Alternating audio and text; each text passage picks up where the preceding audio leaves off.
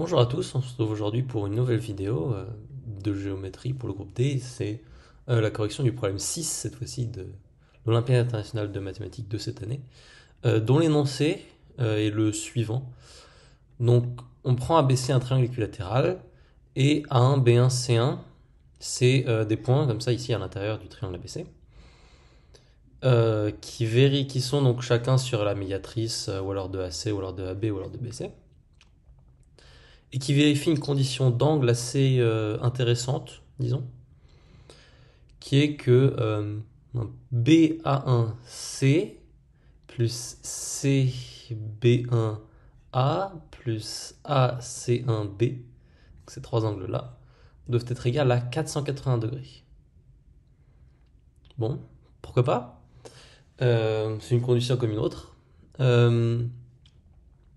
Un truc qu'on va faire maintenant, c'est qu'on va regarder les intersections des droites 2 à 2 en gros. Donc BC1 et CB1 vont s'intersecter en A2, AB1 et BA1 vont s'intersecter en C2, et puis pareil, AC1 et C1 vont s'intersecter en B2. Ok. Donc voilà, ça c'est les points qu'il y a dans la figure. Et ce qu'on vous demande, c'est de montrer que les cercles circonscrits A, A1, A2, B, B1, B2 et C, C1, C2, ces trois cercles-là. Voilà, donc ces trois cercles-là que j'ai dessinés ici. Euh, on veut montrer qu'ils sont concurrents, donc on voit que c'est le cas ici, ils sont concurrents ici et ils sont concurrents en un autre point qui est par là-bas. Donc voilà, il faut montrer qu'ils sont concurrents. Je vais essayer de chercher un peu et je vais te donner une indication, euh, mais le problème il n'est pas facile.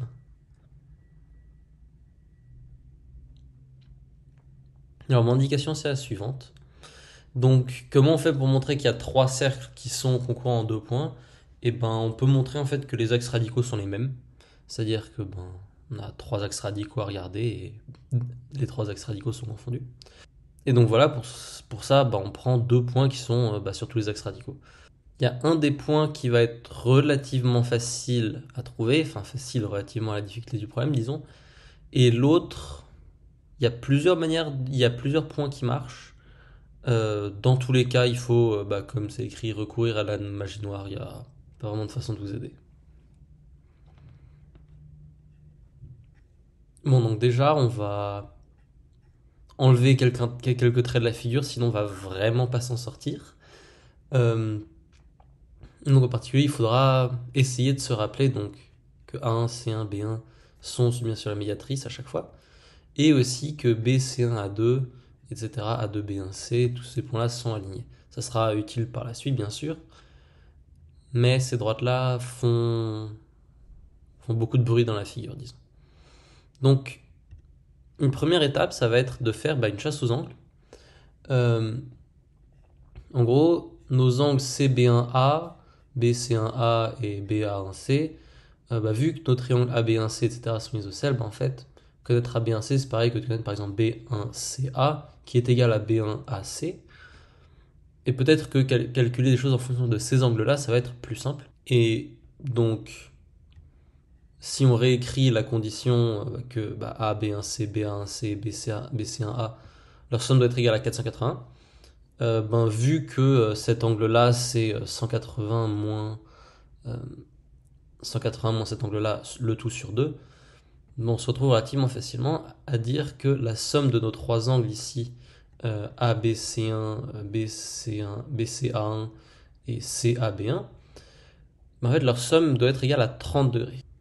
Donc on a plus ou moins par définition de alpha, bêta, gamma, que BA1C, c'est égal à 180 moins 2 alpha.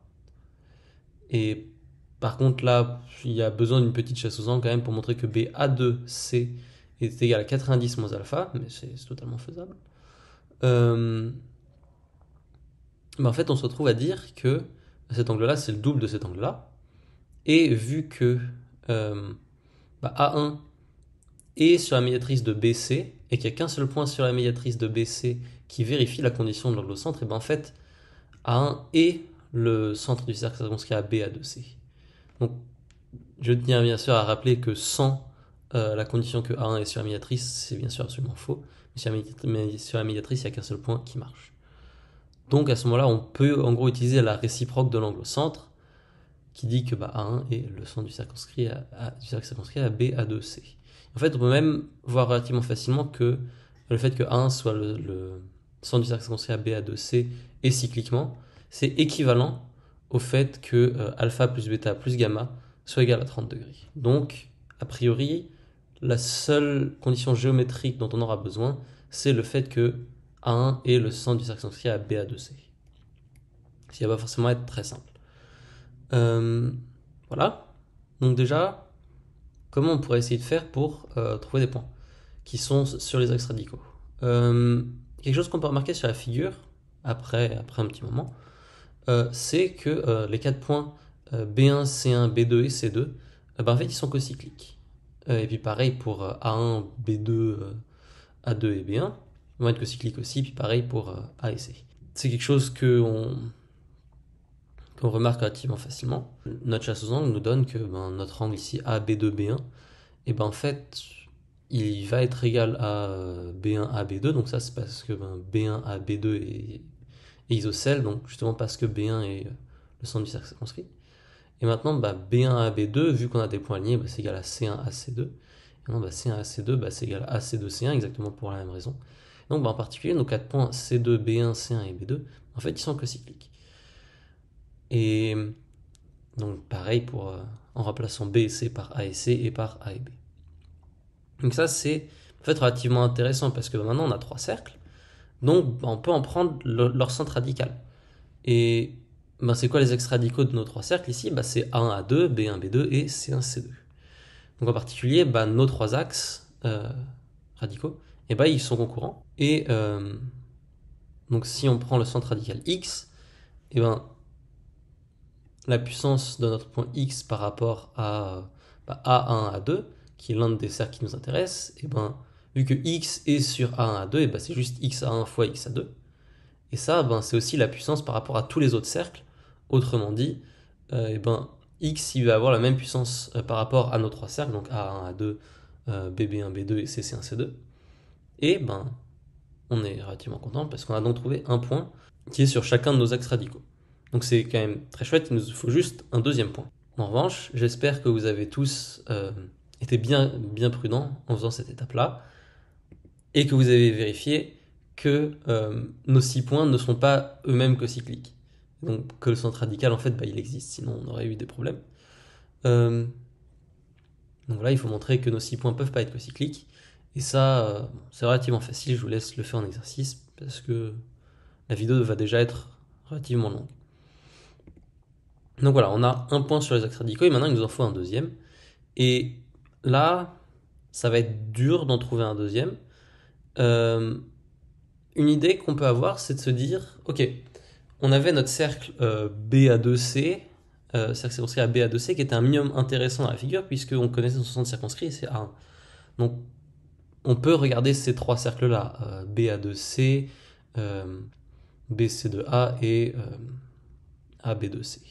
Bon, donc on a dessiné nos 3 cercles, et qu'est-ce qu'on a gagné?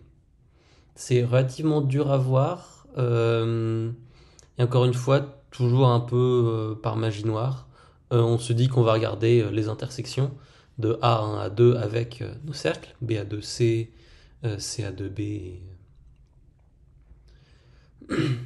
et CB2A. Et on va essayer de montrer des choses dessus. Donc, quelque chose qu'on peut remarquer, c'est déjà que A2 est sur l'intersection des deux. Donc, on a juste un autre point qui est sur les deux cercles.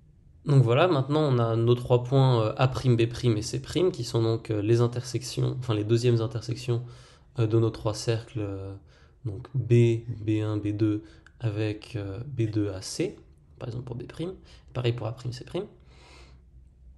Et donc, en fait, maintenant, encore on va savoir comment on arrive à penser à ça, mais on va essayer de montrer que nos 4 points A, B', A' et B, ils sont cocycliques. Donc maintenant, pour montrer que ces 4 points-là sont cocycliques, en fait, c'est encore une chasse aux angles qui est pas si évidente que ça. Donc je l'ai écrite ici, donc avec X, c'est l'intersection de A1 à 2 avec BC. Donc on en a besoin à un moment dans la chasse aux angles, c'est pas bien important. N'empêche qu'on obtient que A'(B) c'est égal à A'(B') qui sont tous les deux égales à 60 moins gamma, ou je rappelle que gamma, c'est l'angle ici C1AB, qui est aussi égal à C1BA. Ok.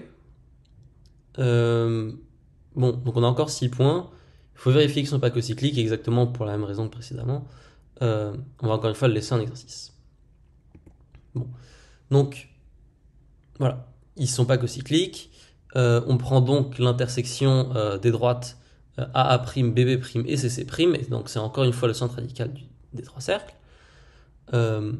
Et donc on vérifie encore une fois que, vu que A' est sur A1, A2, et ben la puissance de Y par rapport à A1, A2, ben en fait c'est AY fois YA', et encore une fois, exactement comme de la même manière qu'avant, tout marche bien, et Y a bien la puissance par rapport aux trois cercles. Autrement dit, on a 2 points par rapport aux trois cercles, et on a fini à condition que nos deux centres radicaux ne soient pas les mêmes. Et il faut encore une fois le montrer. Et c'est encore une fois laissé en exercice. Bon. Donc, ce qu'il faut retenir de ce problème, c'est pas les méthodes particulières, c'est plus de se dire qu'en fait, il n'y avait pas de notion particulièrement difficile dans cet exercice. Juste que les points à introduire étaient vraiment pas simples à trouver. Typiquement A', B', C'. Comment on fait pour y penser? Aucune idée. Mais il n'y a pas besoin qu'il y ait des notions difficiles pour que le problème soit dû.